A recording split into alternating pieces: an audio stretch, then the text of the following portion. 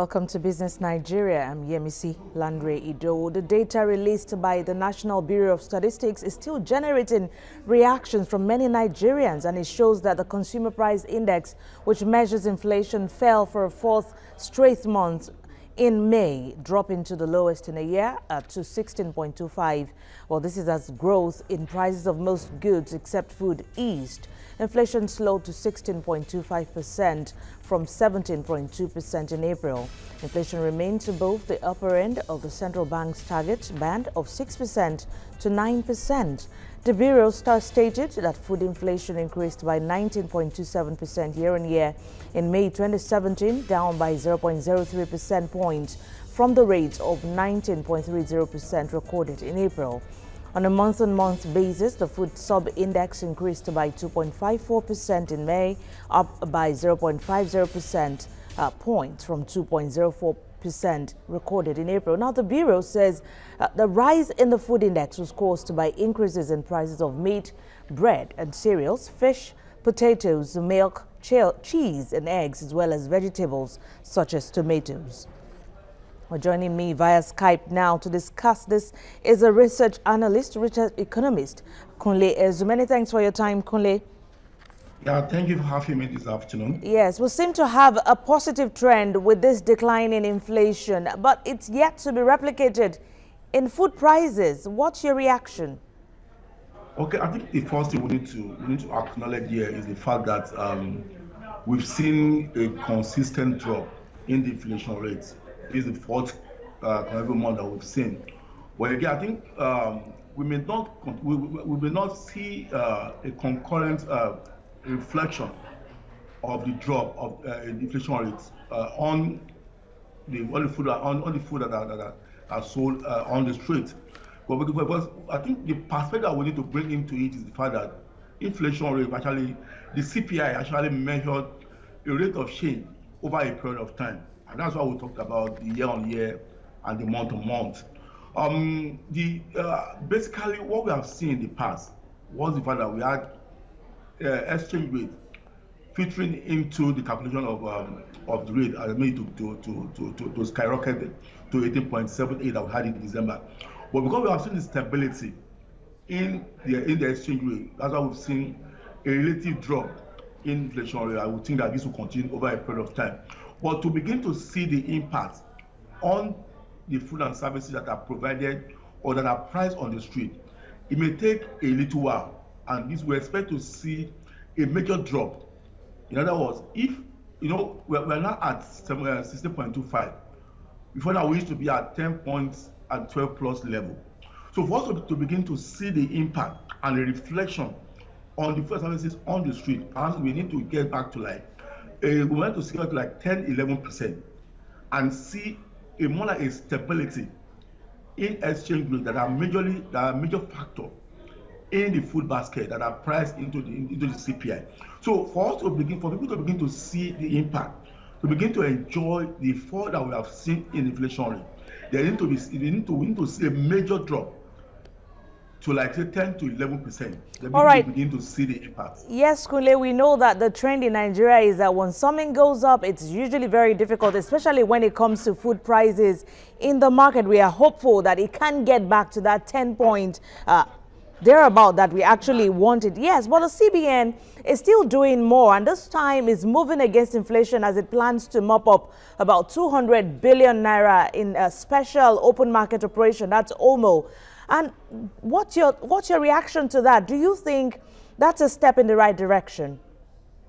Okay, for the central bank, I think we need to give it to the central bank. It has actually done enough trying to target inflation and to bring it back to within the anchor rate of 6 to 9%. But for me, what CBN is doing now may not actually have major impact, because CBN has actually overreached its monetary policy. A lot of the products we have today that are featuring into the CPI calculation are more like structural, and that's why we've been saying that we need the fiscal side to complement what CBN is doing with monetary policy. It's not about mopping up. The problem we have today is not about liquidity in the system. It's about infrastructural input into production of goods and services.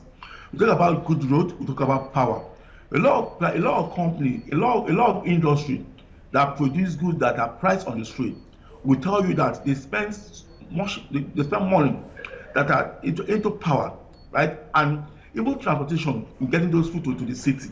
So a lot of those issues that will actually reflect and help bring down the inflation rate are more structural than monetary. So whatever CBN is doing is just to keep the exchange rate within a check, because what CBN is trying to do to say, let me continue to mop up so that there's no shift naira for speculation against the right against the. So in other words, if naira is very expensive, it becomes so expensive for individuals who want to hold naira and start speculating against naira in the FX market. So CBN will try to actually keep the exchange rate in check, but a major input that will help to bring down the inflation rate are more structural than monetary, which is not within the CBN purview. Yes, there's been that call for harmonization between monetary and fiscal policies, and looking at the way Nigeria is or structured at the moment. But for how long can the CBN actually carry out this intervention it's been doing, especially when it comes to Forex? Because once it's not getting that fiscal balance it needs, for how long can it actually go with this balancing or with this intervention, in your view? For the central bank, I think their major mandate is to enjoy price stability. Price stability entails the three prices: interest rate, inflation rate, and exchange rate. Over time, they actually focus on exchange rate because we actually believe that if exchange rate is stable, because it's a major input into the CPI calculation. So if exchange rate is stable, then we can begin to see a gradual reduction in inflation rate.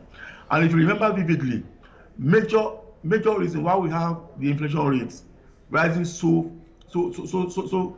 quickly last year was when we had the issue with exchange rate. And because today's exchange rate is more stable, around 350, 360, that has helped to stabilize the naira against dollar in the market, and has helped to actually stabilize help to reduce the inflation rate. But how long or how more can CBN do to tame the inflation rate? For me, I think they will continue to try, because you remember just last week, the CBN governor was with the National Assembly, and the argument was to say how soon can we begin to see a single-digit interest rate that will enhance on lending to the real sector.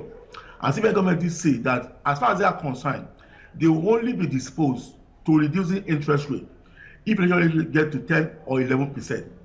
And the idea is the how soon are we going to see inflation rate around 10 to 11%. My take is that before year end 2017, or perhaps by Q1 2018, we'll begin to see inflation rate around, say, 10 or single digit. But before then, what do we need to do? And this is what we need the fiscal authority to come in and provide the enabling environment to support the CBN effort. So we needed to see how much of fiscal we can see in infrastructural development, in power. We need to see a steady power supply that will help reduce cost of production. I want to see an efficient transportation system in the country that will help to actually enhance movement of goods and services from the rural area to the urban center. All of this actually factor into the calculation. So once we are able to have a complementary effort from the fiscal side in terms of how stable is the power, how efficient is the transportation service, all of this working together with the central bank will be able to actually give us a more predictable inflationary outlook that will help stabilize the rate around single digits before year end 2017. Yes, in that light, by 2017 or third quarter 2017, and of course probably 2018, we expect that inflation should get to that point. So in one word, Nigeria should be exiting recession at about that time. And of course, the budget has just been signed. Do we expect positives in that area? I'm one of the analysts that actually believe that by Q3, Q4, we should conveniently exit the recession. Well, the economy has actually tried. That Stephen has single-handedly supported the economy, and we are gradually pulling out of recession. If you check the Q1 GDP that was released sometimes in April, found that yes, we still recorded a negative growth, but the rate of change was actually lower than what we've seen in Q4 2016.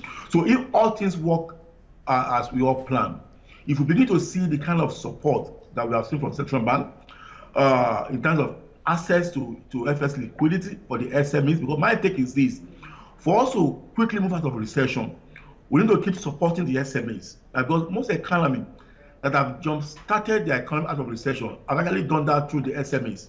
And that's what CBN has done by providing access to SMEs to FS of 20,000 USD every quarter. So if we continue to see this supply, we're going to see this access to USD, then we can begin to see traction and activities that will enhance production. But majorly, what we need to do is to be able to support consumer regulation. Once individuals are able to enhance their consumption, which is where the budget kick in. We've seen a budget of 7.4 trillion, and we expect that if budget is judicially implemented in line with the economic recovery and growth plan of the government, then we should be glad and we should be looking forward to ending the recession by Q4 2017. And on the worst case scenario, then we should see it in Q1 2018, because basically we needed to see a positive growth 2 months, 2 quarter, to be able to say yes, we have successfully exited recession. But I think with what government is doing and every sector, I would think everybody is working in one direction, that's how to jumpstart the economy out of recession. All right. Well, thank you so much for your insight and analysis. Research economist Kunle